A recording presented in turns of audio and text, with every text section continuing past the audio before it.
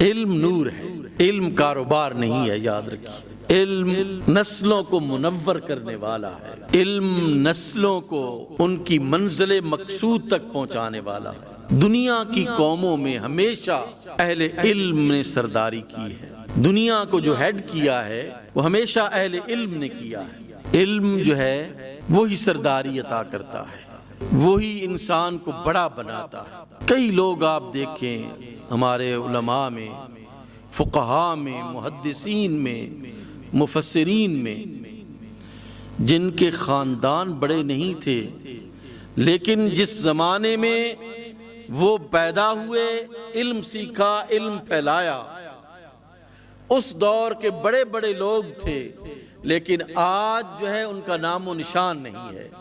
لیکن جنہوں نے علم کی خدمت کی ہے آج بھی ان کا نام زندہ ہے، آج بھی وہ زندہ ہیں، اپنے علم کی بنیاد پر زندہ ہے، علم کی بنیاد پر زندہ ہے۔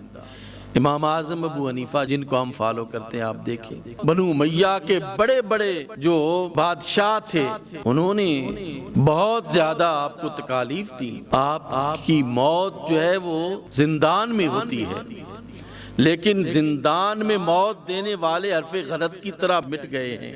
ابو حنیفہ ہر بر اعظم میں موجود ہے، ہر بر اعظم میں امام اعظم ابو حنیفہ موجود ہے کہ آپ کے پیروکار موجود ہیں۔ امام اعظم ابو حنیفہ نہیں مرے، حشام بن عبد الملک مر گیا، معتصم مر گیا، مامون مر گیا، یہ سب لوگ مر گئے، لیکن امام اعظم ابو حنیفہ نعمان بن ثابت آج بھی زندہ، آپ کی فقہ کے پیروکار، آپ کے علم کے پیروکار آج بھی بات کرتے ہیں تو کیا کہتے ہیں؟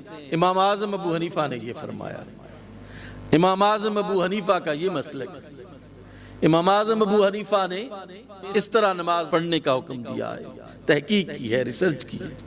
تو یہ لوگ زندہ رہتے ہیں، یہ مرتے نہیں ہیں، یہ ختم نہیں ہوتے، لیکن ان کو مارنے والے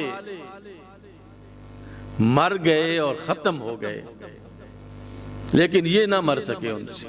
لیکن انہوں نے علم کو بیچا نہیں ہے، یاد رکھیے، انہوں نے علم کو اللہ کی ذات کی پہچان کا ذریعہ بنایا اور مخلوق خدا کو ان کے خدا سے جوڑا۔ کبھی بھی علم نہیں بیچا ان لوگوں نے، کبھی بھی علم نہیں بیچا۔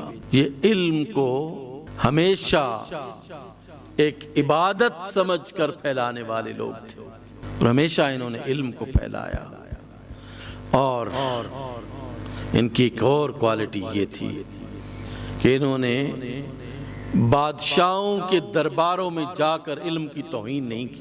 بادشاہ ان کے پاس آتے تھے، یہ بادشاہوں کے پاس کبھی بھی نہیں گئے۔ ان کے پاس اگر کھانے پینے کے لیے کچھ بھی نہیں ہوتا تھا تو تب بھی یہ بادشاہوں اور حکام کے درباروں میں نہیں جاتے تھے۔ امام اعظم ابو حنیفہ کو متعدد دفعہ بڑے بڑے مناصب پر جو ہے وہ بٹھانے کی آفر کی گئی، آپ نے قبول نہیں کی، اور یہ جرم سمجھا گیا کہ بادشاہ کی بات کو تم نے قبول نہیں کیا۔ وہ منصب دینا چاہتا ہے آپ کو بڑا، وہ کہتے تھے میں کیوں منصب قبول کروں بادشاہ، جب میں نے تیرا منصب قبول کر لیا تو پھر مجھے فتویٰ تیری خواہش کے مطابق دینا پڑے گا، پھر مجھے بات تیری خواہش کے مطابق دینی پڑے گی، لیکن میں اللہ سے وعدہ کر چکا ہوں کہ صرف تیری ذات کے لیے جو کچھ کروں گا کروں گا۔ قید کیا گیا، زہر دیا گیا، مار دیا گیا، شہید کر دیا گیا، لیکن آپ نے اس راستے کو نہیں چھوڑا۔ بدترین وہ عالم ہے جو اپنے علم کا سودا کسی چھوٹی سی سیٹ کے لیے کرتا ہے، کسی چھوٹے منصب کے لیے کرتا ہے۔ اس کو اللہ نے سب سے بڑا منصب دیا ہے تدریس کا، وہ معلم کی سیٹ پر بیٹھا ہوتا ہے تو وہ بادشاہوں کا بادشاہ ہوتا ہے۔